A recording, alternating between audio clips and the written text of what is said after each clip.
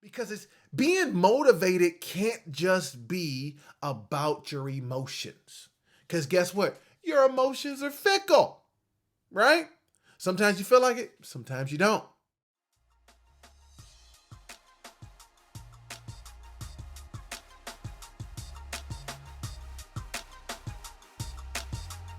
What's up? How you doing? Welcome back to A Moment of Clarity with yours truly, Aaron Thomason. Listen, I'm excited that you're with me, but I want to know, did you bring somebody with you? And now I want to know, did you share this with somebody?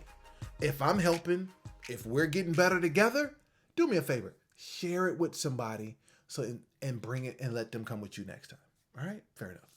So listen, I want us to kind of build upon last week, because last week we talked through 3 reasons why you're losing your motivation for your goals. Because it's getting nice outside, you're a little frustrated because it hasn't happened as quick as you wanted to. There's a bunch of reasons. Some of those we start listening to more than others, they become excuses, right? I get it. But here's what I understand when talking to some people, right, who's left in the comments and and hit me on my text message and everything else. You all let me know some of the things that you're struggling with. So I said, we need to double down on this week, right? Because it's being motivated can't just be about your emotions. Because guess what? Your emotions are fickle, right?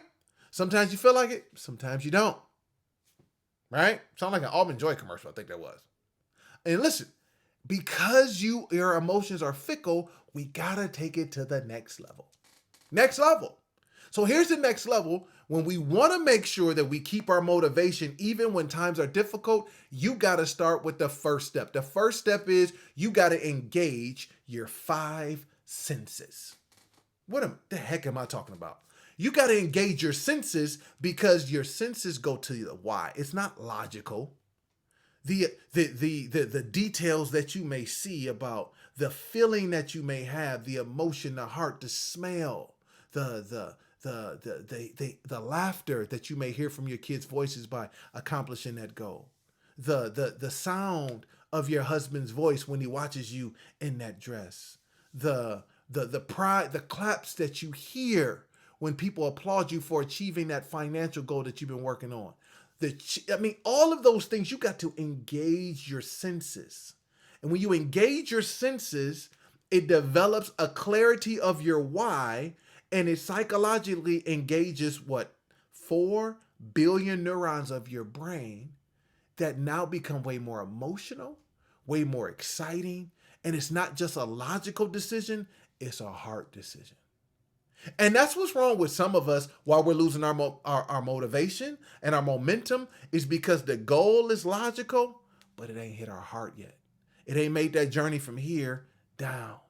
And so if we're going to be able to get our motivation back and to be able to do some things a little bit different, we got to engage the brain by engaging our 5 senses. What does it sound like?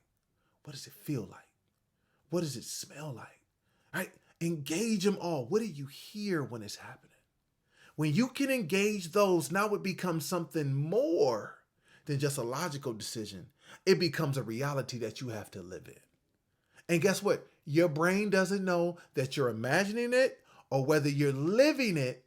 But if you're more vivid with engaging the senses of your mind and the psychology of that space, you'll be amazed on how you wake up motivated.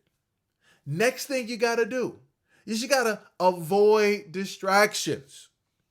Tell you why you got to avoid distractions? Because distractions take you from the thing you were focused on and move you to something else. Why is that important? Because if you begin to have your focus with the 5 senses engaged, where you know what it smells like, touch like, hears like, all those things, where you know all of the sounds and everything that engages, that it begins to engage your 4 billion neurons, and you then get distracted, now you're over here with another goal that doesn't have that same amount of work, that same amount of preparation for it, and now you got to start that process all over again. So that's what's part of the problem. When we let ourselves off the hook on whether we're going to move forward or not, we get distracted by our excuses. We get distracted by the sun outside. We get distracted about this, that, because now all of a sudden, I don't want to do it. Or as we've talked about in earlier videos when Kobe says it, now there's self-negotiation going on. That's it. Because we haven't engaged the senses. We don't know what it sounds like, feels like, how it touches, how it smells, how it's going to make you feel when all those things happen. We don't know what that's like. So therefore, it's easy to get distracted because there's nothing keeping our focus on it long enough. And then we keep moving from thing to thing to thing with no emotions and senses attached to it. And you wonder why you don't have any motivation. Okay. Last thing you got to do. Last thing is you got to stay in the moment. And I know we got a hard time doing that. Hey, listen, I'm not throwing no stones. I got problems with staying in the moment. Guess what? It's the doggone cell phone. That cell phone is actually one of the things that makes it harder for us to stay in the moment because we're always trying to find something else. We're always trying to look up another YouTube video. Oh, can you watch this? We want to see this. No, but in the moment, the conversation that you're having with people is the only thing that matters. In the moment, if you're saying, I'm supposed to work out at 6 a.m. from 6 to 6:30 is my workout time, then you stay in that moment.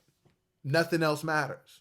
Don't you find something else in the house to go do. Don't you find another report that you need to do. Nope, you said you were going to leave work at 5:30 and get home so you could do boom, boom, boom, boom, boom. Don't you find another reason to stay put. Because guess what?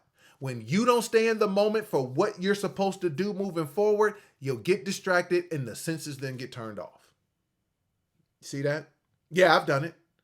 So if we're going to put ourselves in position to get our motivation for the second half of the year, we got to engage the brain, and we got to engage it for more than just our cognitive thinking, which is our 2,000 neurons, versus the 40 billion neurons of our brain that are engaged by our senses.